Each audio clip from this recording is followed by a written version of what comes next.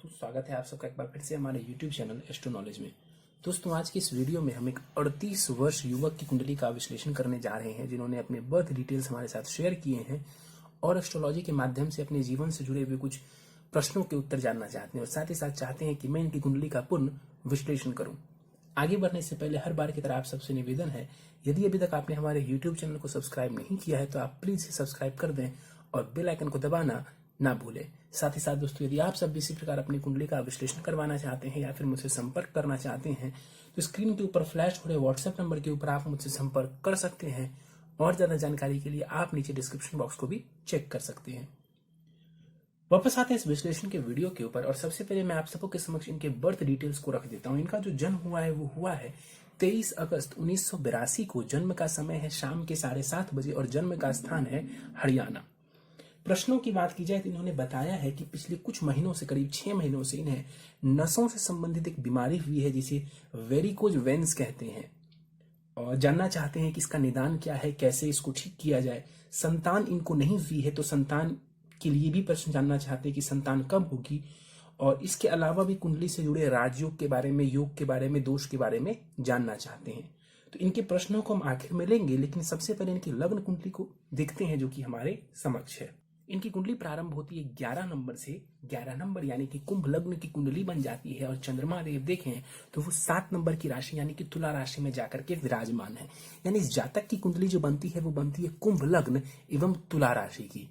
कुंभ लग्न यानी कि शनि के द्वारा अधिपत्य किया जाने वाला लग्न। लग्न का मान देखें तो यहाँ पर लग्न का मान 20 डिग्री है, यानी लग्न के पास अच्छा बलाबल माना जाएगा। लग्नेश बनते हैं शनिदेव, जाकर के कुंडली के अष्टम भाव में विराजमान है। तो लग्नेश का अष्टम भाव में बैठना ये बढ़िया नहीं माना जाता है। मैंने कई बार बताया है कि ये एक दुर्योग है। यदि लग्नेश ही कुंडली के दोष स्थान में जाकर के बैठ जाए, 6, 8, 12 में बैठ जाए तो इसको हम बढ़िया नहीं कहते हैं। इसको स्वास्थ्य के दृष्टिकोण से बिल्कुल भी बढ़िया नहीं कहा जाता है। यहां पर बताऊं आपको, कुंभ लग्न वाले जातकों के स्वभाव की बात करूं तो ऐसे लोग बुद्धिमान माने जाते हैं। इनके दिमाग में नए नए तरीके के विचार आते रहते हैं। समाज के लिए कार्यरत करने वाले होते हैं, समाज के लिए काम करने वाले होते हैं ऐसे लोग और मेहनती होते हैं। अपनी मेहनत के बलबूते जीवन में चीजों को ये हासिल करते हैं। क्यों? क्योंकि ये शनि जो है इनके लग्नेश बनते हैं। एक एक करके ग्रहों को हम समझें तो कुंडली के पंचम भाव में राहु विराजमान है। 18 डिग्री का राहु यहाँ पर बलाबल के साथ मौजूद है। यहाँ पर देखें तो ये राहु मिथुन राशि में है। मिथुन यानी कि बुध के घर में है और बुध अष्टम भाव में जाकर के बैठा हुआ है। पंचम भाव में राहु का बैठना और अष्टम भाव में जाकर के बुध का बैठना ये बहुत बढ़िया नहीं कहा जा सकता। यहाँ पर राहु जो बैठे हुए हैं ये शिक्षा में थोड़ी परेशानी देंगे और दूसरा इस जातक को इंटेलिजेंट भी बनाने वाले होंगे, क्योंकि राहु जो है कहीं ना कहीं जातक में एक इंटेलिजेंस देने का कार्य करता है। पंचम भाव में राहु बैठे हुए हैं तो इसको इंटेलिजेंट तो बना देंगे। यदि यहाँ पर बुध की स्थिति और भी बढ़िया होती, यदि बुध कहीं त्रिकोण में होता, केंद्र में होता तो यहाँ पर बैठा राहु और भी बढ़िया रिजल्ट देने वाला होता। यहाँ पर बैठा हुआ राहु शिक्षा में अवरोध उत्पन्न कर सकते हैं। इसके अलावा यहाँ पर बैठे राहु की दृष्टि पड़ेगी भाग्य भाव के ऊपर तो यहां वहां की यात्राएं राहु करवा सकते हैं और इसके अलावा लाभ स्थान के ऊपर जो राहु की दृष्टि पड़ेगी तो लाभ भी राहु देने वाले होंगे और लग्न के ऊपर राहु की दृष्टि पड़ेगी तो यहां पर दृष्टि डाल करके राहु इस जातक को चालाक बनाने वाला होगा। सबसे इंपॉर्टेंट ये है कि बुध की प्लेसमेंट चूंकि त्रिक भाव में हो चुकी है, अष्टम भाव में हो चुकी है, इस वजह से यहां पर जो राहु देव बैठे हुए हैं वो सर्वश्रेष्ठ रिजल्ट नहीं दे पाएंगे। यदि बुध की प्लेसमेंट अच्छे भावों में होती, अच्छे घरों में होती तो यहां पर जो राहु बैठे हुए हैं वो और भी बढ़िया रिजल्ट देने वाले होते। शुक्र को देख लेंगे तो शुक्र 17 डिग्री के साथ कुंडली के 6ठे भाव में विराजमान है। इस कुंडली में शुक्र योग कारक ग्रह बनते हैं। वो सुखेश हैं और वो भाग्येश हैं। सुखेश और भाग्येश जाकर के रोग ऋण के भाव में बैठ गया तो कहीं ना कहीं संघर्ष की स्थिति को ये दर्शा रहे हैं। मकान वगैरह बनाना चाहते हैं तो उसमें संघर्ष करना पड़ेगा, समय लगेगा, लोन लेने की आवश्यकता पड़ सकती है, कर्ज की स्थिति देखने को मिल सकती है। भाग्य से पूरा लाभ नहीं मिलेगा। क्यों? क्योंकि भाग्येश जाकर के त्रिक भाव में बैठे हुए हैं तो इस वजह से भाग्य संबंधित जो लाभ मिलना चाहिए वो लाभ नहीं मिलेगा। तो वनस्पत संघर्ष की स्थिति यहां पर नजर आ रही है। शुक्र की दृष्टि पर ये कुंडली के 12वें भाव के ऊपर तो शुक्र धन का व्यय करवाएंगे। अब ये शुक्र कारक नहीं रहेगा, यहां पर शुक्र धन का व्यय करवाएगा। कई बार ऐसी जगहों पर भी आपका धन खर्च होगा जहां पर आपका धन खर्च नहीं होना चाहिए। इसके अलावा घर में कई बार जो है झगड़े लड़ाई का भी माहौल रहेगा। क्यों? क्योंकि सुख स्थान के स्वामी ग्रह शुक्र बनते हैं और जाकर के कुंडली के छठे भाव में बैठे हुए हैं, तो घर में थोड़ी बहुत कलह की स्थिति हो सकती है। इसका आपको ध्यान रखने की आवश्यकता है। सूर्य को देख लेते हैं। 6 डिग्री के साथ सूर्य यहाँ पर बाल अवस्था में बैठे हुए हैं सप्तम भाव में। सप्तमेश भी सूर्य है और स्वग्रही होकर के विराजमान है यहाँ पर सूर्य। तो ये वैवाहिक जीवन के लिए बढ़िया है, लेकिन सूर्य बार बार मैंने कहा है कि विवाह के भाव में बैठता है तो आपस में मतभेद करवाता है। क्योंकि देखिए, विवाह का जो भाव होता है ये प्रेम संबंधित भाव है, प्रेम संबंधित एक रिश्ता है विवाह का जो रिश्ता है। और वहां पर सूर्य जैसे ग्रह, अग्नि तत्व प्रधान ग्रह जब बैठेंगे तो आपस में झगड़े लड़ाई या मतभेद की स्थिति देने वाले होंगे। तो यहाँ पर चूंकि सूर्य स्वग्रही है तो बहुत बड़ी परेशानी तो नहीं देंगे, लेकिन हाँ आपस में मन मुटाव वाली स्थिति देखने को मिल सकती है। सूर्य यहां पर स्वग्रही है। ईगो की वजह से हठ की वजह से आपस में परेशानी हो, इसके योग भी नजर आते हैं। आपकी पत्नी हठी हो सकती है, इसके योग भी कुंडली में मौजूद हैं। सूर्य की दृष्टि लग्न के ऊपर पड़ेगी तो यहां पर सूर्य दृष्टि डाल करके आपको भी कहीं ना कहीं ईगो देने वाला होगा। और इस कुंडली में सूर्य कारक नहीं बनते हैं तो लग्न के ऊपर दृष्टि डाल करके सूर्य भी स्वास्थ्य संबंधित थोड़ी परेशानी दे सकते हैं। इसका आपको ध्यान रखना चाहिए। आगे बढ़ जाएं, कुंडली के अष्टम भाव को देख लें तो शनि एवं बुध यहाँ पर युति बना करके बैठे हुए हैं। हालांकि दोनों की डिग्री को यदि हम ध्यान से देखें तो दोनों की डिग्री में 25 डिग्री का फर्क है। तो यहाँ पर युति तो हो रही है लेकिन बहुत करीब युति नहीं है ये, इस वजह से इनकी युति का भी कोई खास प्रभाव देखने को आपको नहीं मिलेगा। यहां पर शनि देखें तो अष्टम भाव में आकर के बैठ गए। अब आप कहेंगे कि शनि द्वादशेश भी हैं और अष्टम भाव में आकर के बैठ गए तो ये विपरीत राजयोग हो जाएगा। देखिए, लग्नेश कभी भी विपरीत राजयोग नहीं बनाता है, और लग्नेश यदि कुंडली के 6, 8, 12 भाव में बैठ जाए तो मैंने बताया है कि उस कुंडली में विपरीत राजयोग की स्थिति लागू नहीं हो सकती है, क्योंकि लग्नेश खुद ही पीड़ित हो गए। यहां पर शनि का बैठना स्वास्थ्य के लिए बढ़िया नहीं है। इसके अलावा अष्टम भाव में जब शनि बैठते हैं तो जीवन में संघर्ष की स्थिति को ये दर्शाते हैं। और यहाँ पर जो शनि है ये बाल अवस्था में है, दृष्टि आपके कर्म स्थान के ऊपर डालेंगे तो करियर में थोड़ी परेशानी, करियर में संघर्ष की स्थिति को ये शनि देने वाले होंगे। शनि की दृष्टि द्वितीय भाव के ऊपर पड़ेगी, वाणी के ऊपर, धन के ऊपर, तो इन दोनों ही चीजों में थोड़ी परेशानी देंगे ये शनि। और शनि की जो दसम दृष्टि है वो पड़ेगी कुंडली के शिक्षा संतान भाव के ऊपर, तो इन दोनों ही चीजों में विलंब की स्थिति ये शनि खड़ी करने वाले होंगे। क्योंकि अब ये शनि कारक नहीं कहलाएगा, ये खुद जाकर के अष्टम भाव में बैठ गए हैं, तो यहां पर शनि अब मारक की स्थिति में आ गए। आगे बढ़ जाएं, बुध को देख लें तो 0 डिग्री के साथ बुध यहां पर अष्टम भाव में बैठे हुए हैं। अब देखिए, बुध यहां पर अपनी उच्च की राशि में बैठे हुए हैं, इस वजह से भी यहां पर आपका जो सिक्स्थ सेंस है वो बढ़िया कर देंगे बुध, इसमें कहीं कोई दो राय नहीं है। बुध आपके सिक्स्थ सेंस को काफी बढ़िया कर देंगे। चलित चक्र में ये जो बुध है ये सप्तम भाव का रिजल्ट दे रहा है, तो पत्नी आपकी थोड़ी समझदार हो, इसके योग भी बन जाते हैं। इसके अलावा यहाँ पर बुध 0 डिग्री का है तो उसका प्रभाव काफी कम हो जाएगा। बुध की दृष्टि पड़ेगी कुंडली के द्वितीय भाव के ऊपर, तो यहां पर बुध की दृष्टि पड़ने की वजह से धन की स्थिति को ये थोड़ा बेहतर कर देंगे। हालांकि बुध 0 डिग्री के साथ बैठे हुए, इस वजह से उसका जो प्रभाव है वो बहुत ही कम देखने को आपको मिलेगा। आगे बढ़ जाए, कुंडली के भाग्य भाव को यदि हम देखें तो यहां पर एक बात आपको और बता दूं बुध के लिए। देखिए, बुध आपके शिक्षा संतान भाव के स्वामी ग्रह हैं और जाकर के कुंडली के अष्टम भाव में बैठे हुए।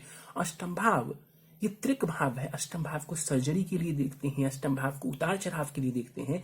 बुध का यहां पर आकर के बैठना और खास करके शनि के साथ बैठना ये संतान संबंधित परेशानी को काफी हद तक दर्शा रहा है। आगे बढ़ जाए, चले कुंडली के भाग्य भाव की तरफ, तो यहां पर भाग्य भाव में 3 ग्रह बैठे हुए हैं, चंद्रमा, गुरु एवं मंगल। इस कुंडली में मैं आपको बता दूं कि जो चंद्रमा है वो कारक नहीं है, अकारक ग्रह है, क्योंकि वो षष्ठेश है। अब शुक्र एवं चंद्रमा को आप ध्यान से देखेंगे तो शुक्र एवं चंद्रमा के बीच में राशि का परिवर्तन हो रहा है, यानी शुक्र चंद्रमा के घर में है और चंद्रमा शुक्र के भाव में बैठे हुए हैं। लेकिन ये राशि परिवर्तन बहुत शुभ राशि परिवर्तन नहीं कहलाएगा, ये बल्कि संघर्ष की स्थिति को दर्शा रहा है। क्यों? क्योंकि भाग्य भाव एवं छठे भाव के बीच में राशि का परिवर्तन हुआ है, तो अपनी मेहनत के माध्यम से ही आप जीवन में लाभ ले पाएंगे। ये जो परिवर्तन है ये वो बातें दर्शा रही है।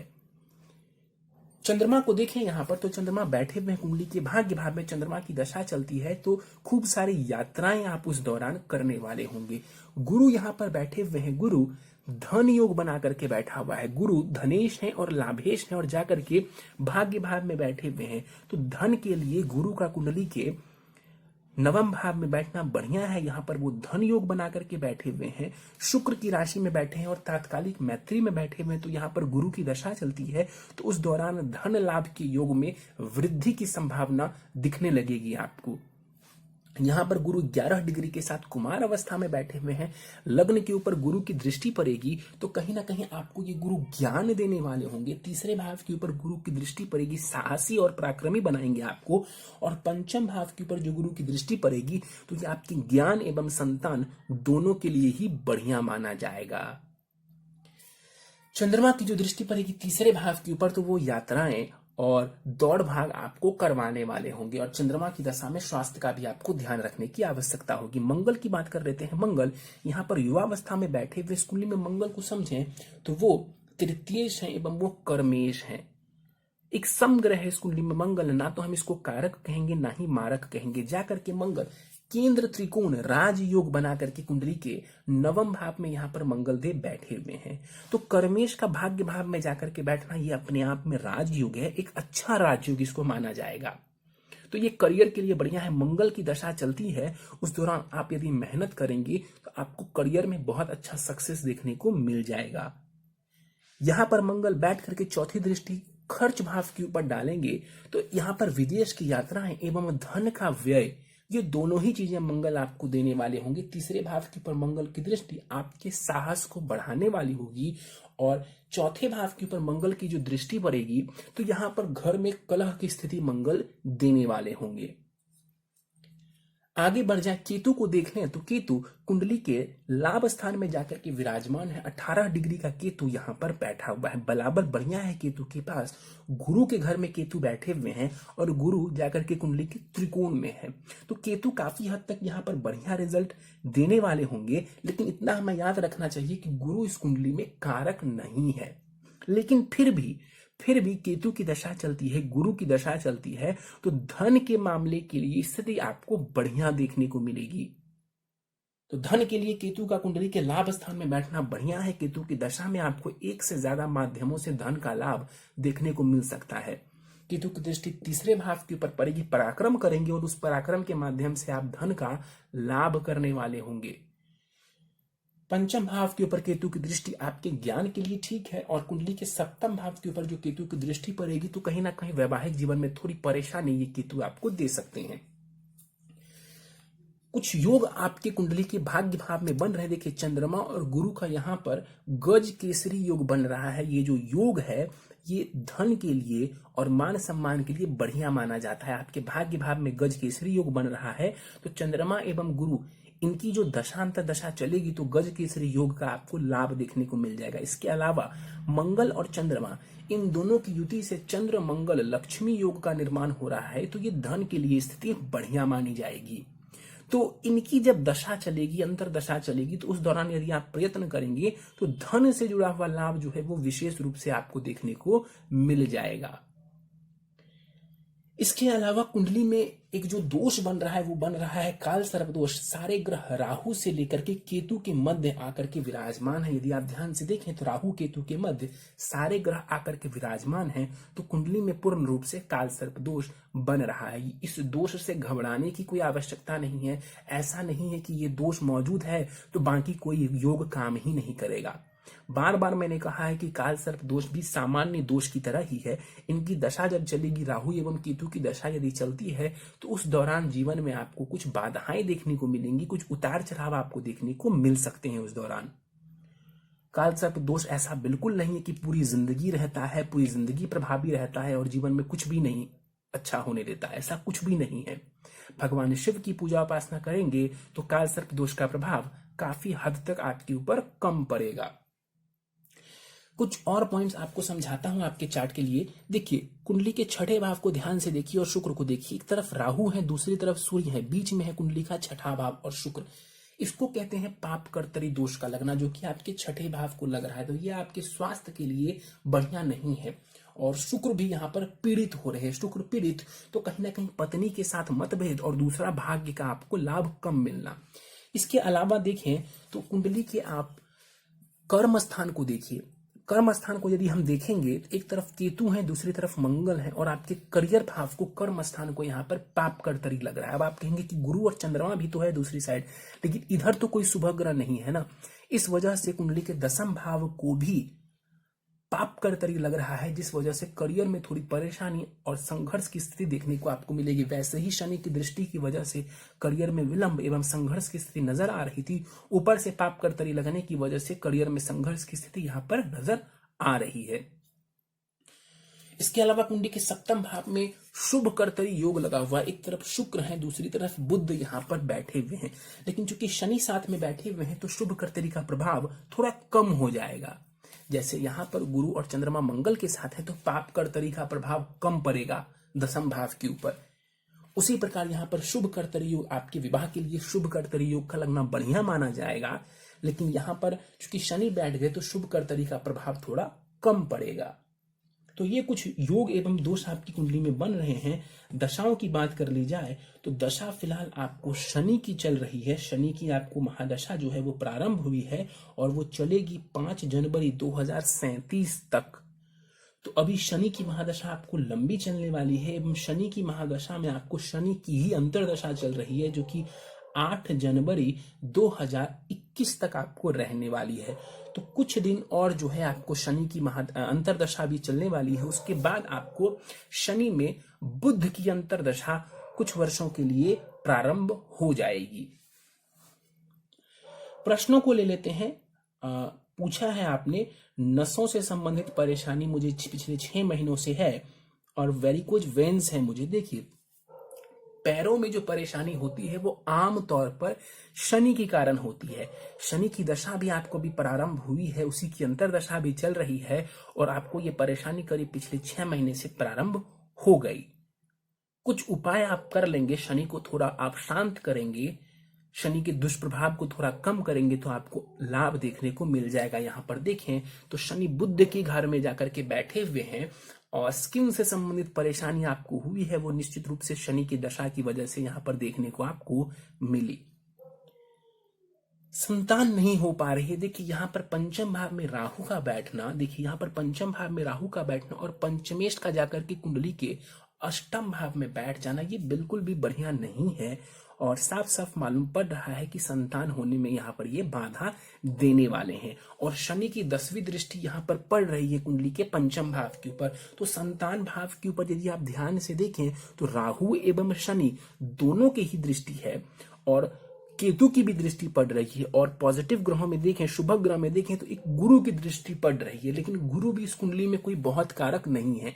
इस वजह से संतान होने में थोड़ी परेशानी हो रही है और इतना विलंब भी आपको देखने को मिला। लेकिन संतान होने के योग कुंडली में मौजूद है, ऐसा नहीं है कि संतान होने के योग मौजूद नहीं है। कुछ उपाय कर लेंगे तो मेरे विचार से संतान होने का जो योग है वो भी 1-2 वर्षों में मुझे नजर आ रहा है। अभी आपको जो बुध की अंतरदशा आने वाली है शनि की महादशा में, यही वो समय होगा जब आपको संतति से संबंधित लाभ देखने को मिलेगा। तो ईश्वर की आराधना करें, जो उपाय आपको बताया जाएगा यदि उन उपायों को आप करेंगे तो मुझे पूरी उम्मीद है कि बुध की अंतरदशा में आपको संतान संबंधित जो लाभ है वो मिल जाएगा और आपको अच्छे संतान की प्राप्ति हो जाएगी। इसके बाद इन्होंने पूछा है लॉटरी लगने के योग। देखिए लॉटरी लगने के योग की जहां तक बात की जाए तो राहु केतु आपके पंचम एवं लाभ स्थान में बैठे हुए हैं। ऐसे जिनकी भी कुंडली में यहाँ पर राहु केतु होते हैं, ऐसे लोग कहीं ना कहीं सट्टेबाजी की तरफ जाते हैं, कोई स्टॉक मार्केट की तरफ, शेयर मार्केट की तरफ जाता है या कोई जो है आपकी तरह लॉटरी वगैरह खरीदते हैं। लेकिन देखिए आपको जो दशा है ये शनि की चली है और इतना आपको भी पता होगा कि शनि अचानक से कोई लाभ नहीं देता, बैठे बिठाए लाभ नहीं देता। शनि मेहनत के बाद ही लाभ देता है और शनि आपके कर्मेश भी है। तो मैं आपसे यही बोलूंगा कि लॉटरी लगने के योग कम नजर आ रहे हैं, बल्कि मेहनत से और कर्म के माध्यम से लाभ के योग आपकी कुंडली में मौजूद है। ऐसा बिल्कुल नहीं है कि आप धनवान नहीं हो सकते हैं, आप धन अर्जित नहीं कर सकते हैं, लेकिन लॉटरी लगने से ज्यादा आपको अपने मेहनत के ऊपर विश्वास होना चाहिए और उसी से आपको सफलता भी देखने को मिल जाएगी।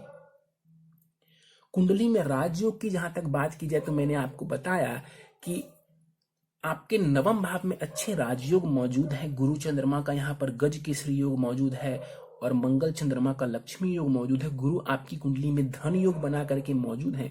तो ये कुछ बढ़िया योग आपकी कुंडली में मौजूद है। लेकिन अभी देखिए दशा आपको शनि की चल रही है और शनि की दशा अभी आपको लंबी चलेगी। ये जो समय है ये थोड़ा संघर्ष आपसे करवाने वाला है। तो संघर्ष करेंगे तो करियर में भी और धन संबंधित चीजों में भी आपको सफलता मिलेगी। तो शॉर्टकट के पीछे मत भागिए, संघर्ष कीजिए और संघर्ष करने पर सफलता आपको जरूर मिलेगी। बुध एवं शनि की स्थिति के बारे में आप जानना चाहते हैं। देखिए बुध एवं शनि के ऊपर फिर से चलते हैं। देखिए लग्नेश है शनि और जाकर के कुंडली के अष्टम भाव में बैठे हुए संघर्ष को दर्शाते हैं। यहाँ पर शनि कर्म स्थान के ऊपर इनकी तीसरी दृष्टि का पड़ना ये करियर में भी संघर्ष को दर्शा रहा है। धन भाव के ऊपर शनि की दृष्टि का पड़ना धन संबंधित संघर्ष को दर्शा रहे हैं और संतान भाव के ऊपर शनि की दृष्टि का पड़ना संतान में विलंब की स्थिति को यहाँ पर शनिदेव दर्शा रहे हैं। बुध यहाँ पर उच्च की राशि में जरूर है लेकिन वो शनि के साथ बैठे हुए हैं और अष्टम भाव में है। इस वजह से वो बहुत बढ़िया लाभ नहीं दे पा रहे। मैं ऐसा बिल्कुल नहीं कह रहा हूं कि आपका बुध किसी काम का नहीं है, नहीं ऐसा नहीं है। लेकिन बुध यहाँ पर जो बैठा हुआ है ये रिसर्च वगैरह के क्षेत्र के लिए बढ़िया है। मैंने कई बार कहा है अष्टम भाव में बुध का बैठना रिसर्च के लिए बढ़िया है, एस्ट्रोलॉजर्स के लिए यहाँ पर बुध का बैठना बढ़िया है। लेकिन पंचम में आपका जो राहु बैठा हुआ है ना तो वो संतान होने में परेशानी खड़ी कर रहे हैं। यदि बुध की स्थिति बढ़िया होती, केंद्र में होते, त्रिकोण में होते तो यहाँ पर थोड़ी और स्थिति बढ़िया देखने को मिलती। तो उच्च का भी है बुध लेकिन अष्टम भाव में चला गया, इस वजह से थोड़ी परेशानी देखने को मिल रही है। चलिए उपाय पर जाने से पहले आपकी नवमांश कुंडली मेरे समक्ष है। नवमांश कुंडली के कुछ पॉइंट्स मैं आपको समझा देता हूं। देखिए नवमांश कुंडली आपकी मेष लग्न की बन जाती है और गुरु दशम भाव में नीच की राशि में बैठे हुए हैं। देखिए संतान का जो कारक ग्रह है वो है गुरु। यहां पर गुरु मंगल के साथ हैं और राहु से दृष्ट हैं और आपके नवमांश कुंडली में जो गुरु है वो नीच की राशि में है। तो संतान संबंधित परेशानी कुछ हद तक तो यहां से भी नजर आ रही है। नवमांश के भी पंचम भाव में देखें तो वहां पर शनिदेव विराजमान है। तो इस वजह से संतान विलंब से हो इसके योग तो कुंडली में पूरी तरह से मौजूद है। लेकिन मुझे ऐसा लगता है कि संतान आपको हो जाएगी।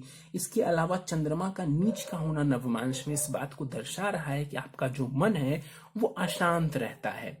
आपका जो मन है वो अशांत रहता है। वैसे भी आपको संतान नहीं हुई है तो कहीं ना कहीं जीवन में आपको जो है कुछ ना कुछ परेशानियां लगी रहती होंगी और मन में कई तरीके के विचार आपको आते रहते होंगे। तो वो चंद्रमा को देख करके आपके नवमांश कुंडली में मालूम पड़ रहा है। और आपका मंगल राहु के साथ बैठा हुआ है कुंडली के नवमांश चार्ट में, तो इस वजह से करियर में भी उतार चढ़ाव की स्थिति नजर आ रही है। कुछ उपाय कर लीजिए जिससे आपको ये जो स्वास्थ्य की परेशानी आ रही है वो कुछ समय में दूर हो जाएगी। और दूसरा संतान के भी योग आपके आने वाले हैं, उसमें और ज्यादा वो योग प्रबलता से आपकी मदद कर पाएंगे। उपाय आप नोट डाउन कर लीजिए। नित्य सुबह शाम मृत्युंजय मंत्र का आपको जाप करना है 108 बार। 108 बार सुबह, 108 बार संध्या काल को आपको इसका जाप करना चाहिए। नित्य हनुमान चालीसा पढ़ेंगे। देखिए शनि की दशा चल रही है, आपको हनुमान जी की पूजा आराधना करने से आपको बढ़िया लाभ देखने को मिलेगा। तो हनुमान चालीसा पढ़ेंगे सुबह शाम दोनों ही समय। संतान गोपाल मंत्र मैं आपको बता देता हूं। संतान गोपाल मंत्र का आपको 5 माला जाप करना है। समय मिले तो 5 माला जाप करिए, सुबह करिए, शाम करिए, जब भी आपको समय मिलता है आप 5 माला जाप एक दिन में कर लीजिए। संभव हो तो अपनी पत्नी को भी कहें कि वो संतान गोपाल मंत्र का जाप करें। इससे संतान होने में भी आपको सरलता होगी और संतान होने के योग बन जाएंगे। तो मंत्र आप नोट कर लीजिए। ओम श्रीम ह्रीम क्लीम ग्लोम देवकी सुत गोविंद वासुदेव जगतपते देहि में तनयम कृष्ण त्वामहम शरणम गतः। ये जो मंत्र है ये आपको नेट के ऊपर, इंटरनेट के ऊपर भी मिल जाएगा। आप इसको मिला करके अच्छे से उच्चारण के साथ दिन में 5 माला जाप करें। जब भी आपको समय मिले नित्य प्रतिदिन, आपको बढ़िया लाभ मिलेगा। हाँ, जब इसका जाप कर रहे हो तो सामने बाल गोपाल यानी कि भगवान कृष्ण के बाल रूप की प्रतिमा रख लेंगे और उसके बाद इस मंत्र का जाप करेंगे। आपको बढ़िया लाभ देखने को मिल जाएगा और मुझे पूरी उम्मीद है कि आपको संतति जल्द से जल्द हो जाएगी। अगला उपाय है नित्य ओम बुम बुद्धाय नमः। इस मंत्र का भी 3 माला जाप करेंगे। 10 मिनट से ज्यादा आपको समय नहीं लगेगा बुद्ध के मंत्रों का जाप करने में। और आखिरी उपाय है आपके लिए, हर शनिवार को पीपल के पेड़ में यदि समय मिले तो सरसों तेल का दीपक जलाएंगे। इससे भी आपकी जो शनि की दशा जो चल रही है और यहाँ पर शनि जो आपको कष्ट दे रहे हैं, उन कष्ट में कमी आपको देखने को मिल जाएगी। चलिए तो दोस्तों, ये था इस 38 वर्ष युवक की कुंडली का विश्लेषण। मुझे उम्मीद है कि आपको हमारा यह कुंडली विश्लेषण का वीडियो पसंद आया होगा। यदि वीडियो पसंद आया तो आप इसे लाइक करें, शेयर करें। अभी तक आपने हमारा यूट्यूब चैनल सब्सक्राइब नहीं किया है तो आप प्लीज इसे सब्सक्राइब कर दें और बेल आइकन को भी दबाना ना भूलें। साथ ही साथ दोस्तों, यदि आप सब इसी प्रकार अपनी कुंडली का विश्लेषण करवाना चाहते हैं या फिर मुझसे संपर्क करना चाहते हैं तो स्क्रीन के ऊपर फ्लैश हो रहे व्हाट्सएप नंबर के ऊपर मुझसे संपर्क कर सकते हैं। और ज्यादा जानकारी के लिए आप नीचे डिस्क्रिप्शन बॉक्स को भी चेक कर सकते हैं। इस वीडियो में फिलहाल इतना ही दोस्तों। आप सभी का बहुत बहुत धन्यवाद।